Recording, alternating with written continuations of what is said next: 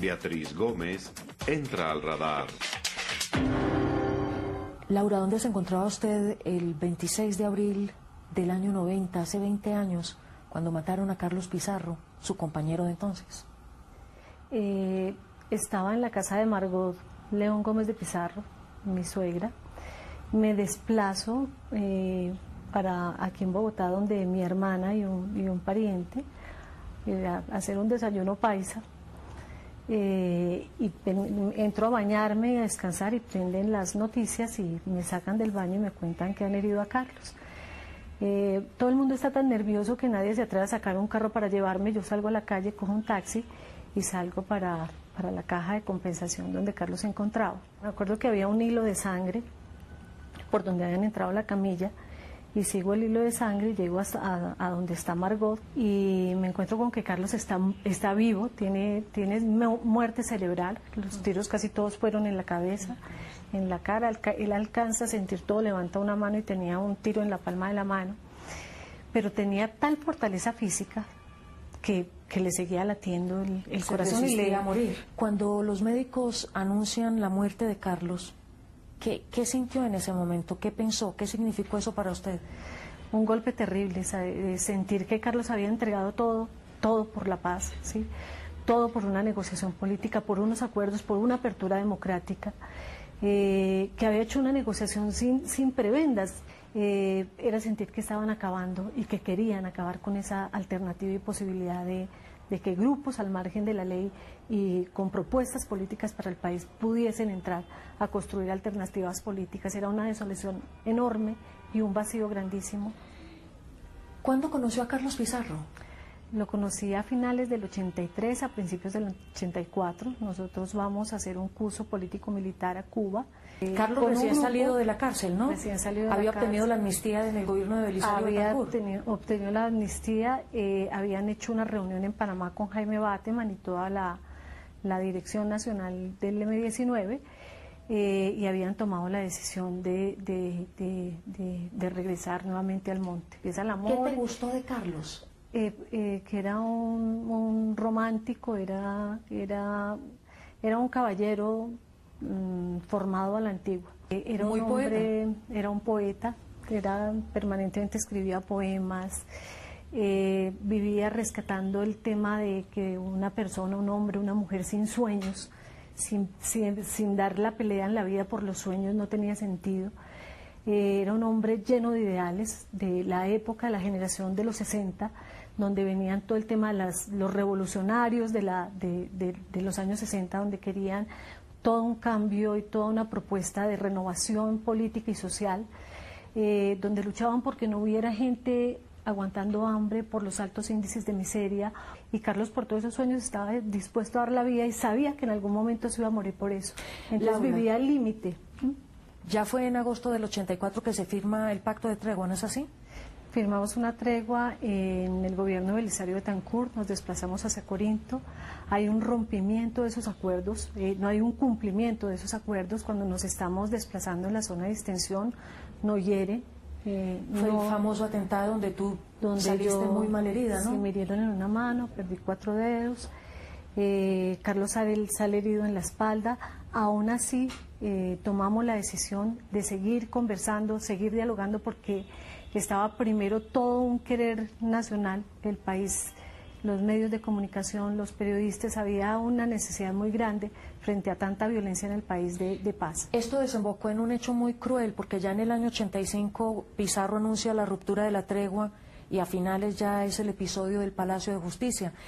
Una decisión que tomó fue Fayad, ¿no? Tomó Álvaro Fayad, sí. Carlos, ¿qué le comentó a usted de esa toma del Palacio de Justicia?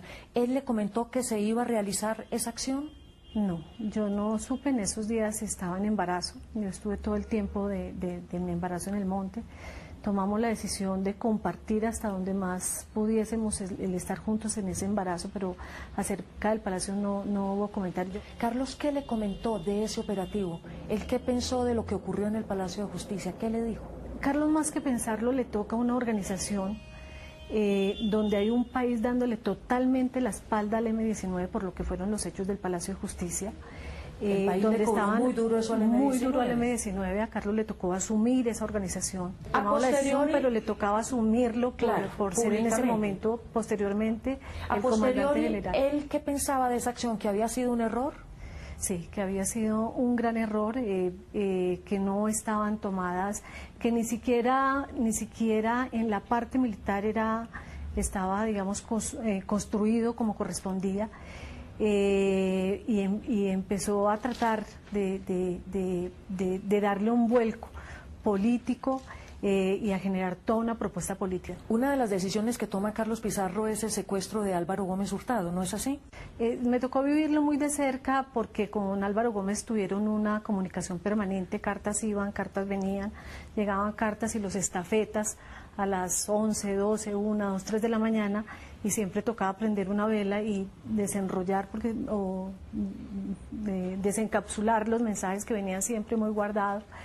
Y hacer la lectura. Así fue un intercambio de diálogo, un intercambio de ideas políticas permanentes, en donde hablaron inclusive de buscar una constituyente. Álvaro Gómez le llegó a proponer a Carlos un golpe, buscar sectores para hacer un golpe de Estado. Carlos le decía que él no veía las condiciones maduras para que eso se diera, ni que tenían ni las herramientas. Esto desemboca de todas maneras en que en el año 1988 el presidente Virgilio Barco anuncia la iniciativa de paz. Sí, empezábamos los diálogos de paz en el Tolima. Se arranca toda la negociación de paz, en donde se empieza a hablar de unas propuestas de hacer un diálogo nacional, de sentar todos los sectores políticos, sociales, económicos, todos los estamentos nacionales y buscar llegar a unos acuerdos para parar la guerra y empezar a hablar de paz. En el año 90 el M-19 se despidió de las armas, ¿no? En Santo Domingo, Cauca. Sí, vivimos ¿Usted estaba ese día con Carlos? Beatriz, veníamos de la época de Pablo Escobar, las bombas, los atentados, las masacres, y Carlos decía que no era justo que nosotros le estuviéramos contribuyendo más al dolor de esta patria. Y el país ya en ese momento estaba saciada de tanto dolor y tanta guerra. Entonces empezó a hablar de sentarnos, de hacer una apertura democrática donde entraran las negritudes, todo el tema de los afrocolombianos, los indígenas, todos los sectores políticos se pudieran sentar a la mesa. Bueno, todo esto se concreta finalmente en la Asamblea Constituyente en el año 91, en la que él ya, pues, lamentablemente había sido ya asesinado. Fue una candidatura presidencial que duró muy poquitos días, ¿no? Muy pocos días. Como 45 días. Muy pocos días, pero para Carlos fue muy intensa. Eran viajes, se recorría toda la cantidad de veredas, municipios, barrios. En Bogotá visitábamos barrios completos. Carlos realmente, yo pienso que fue el que arrancó el puerta a puerta. Cuando lo mataron, Carlos estaba feliz haciendo lo que creía por este país. Laura, ¿cómo recuerda brevemente al Carlos Pizarro de esa época? ¿Cómo lo definiría muy brevemente? Como un soñador, alguien que se la jugaba, un revolucionario, con quien era todo el grupo de hombres y mujeres, porque Carlos era sobre todo una razón social hoy. ¿El país aprendió algo de las ideas de Carlos Pizarro y algo de esa muerte? Yo creo que este país tiene poca memoria, Beatriz, debería tener mejor memoria porque ha tenido, y este país le ha entregado, hay hombres que se han entregado por este país.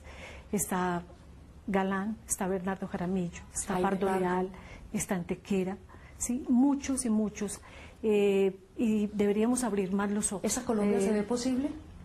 Sí, yo creo que este país es un semillero de líderes, de hombres buenos en todos los lados, en todas las áreas que encontramos.